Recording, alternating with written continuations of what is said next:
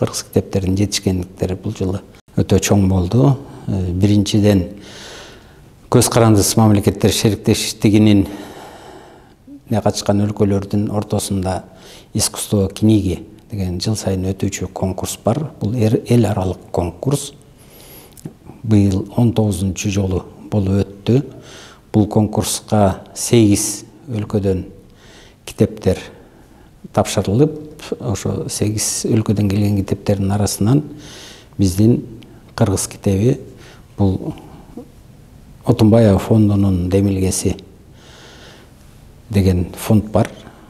Ошол фондтун чыгарган балдар үчүн атайлап көркөмдөлүп, сүрөттөлүп, комикс сүрөттөрү менен жана ар бир комикс сүрөтүнүн алдына кыскача текст жазылган китеп 3 тилде, кыргыз, орус жана немец тилдеринде жарык көргөн экен. Ошол 3 китеп сунушталып, 3 китеп баш байге гран-при сыйлыгын жеңип алды.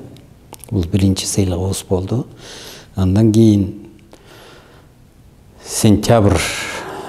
октябрь айларында Ташкентте китеп фест деген чоң фестиваль болду. Бул фестивалга дагы Европанын басмалары дагы, Европа өлкөлөрү дагы катышкан чоң фестиваль болуп, ал жерге жалпы 88 басма ишканалары катышкан конкурста Манасты даңазалагандар деген китеби баш байгени алды. Бул китепте Радлов, Чоконов, Алихановтар эң биринчилерден болуп Манасты жазып, манасчылардын оозунан басма түрүндө чыгарган китептерин жоголтуп, ошол убактагы жазган боюнча жана бүгүнкү кириллица тамгасына которулуп басылып чыгып, ошол китеп жакшы эмгек катары таанылып, баш байгени ушу Манасты даңазалагандар деген китепке ыйгарышты.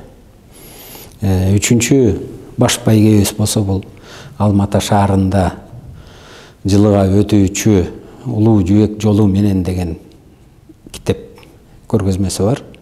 Быйыл 10-чу жолкусу өттү. Ал жерден дагы биз китептерибизди көрсөттүк сыйлыкка. Ал жерден болсо Чыңгыз Айтматовдун легендалары жана жомоктору, уламыштар жана жомоктор кыргызчасы.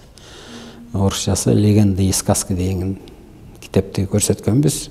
Көрсөк, ошол китебибиз дагы бул 10-чу Улуу жүүек жолу менен деген көргөзмөдө баш байгени алды.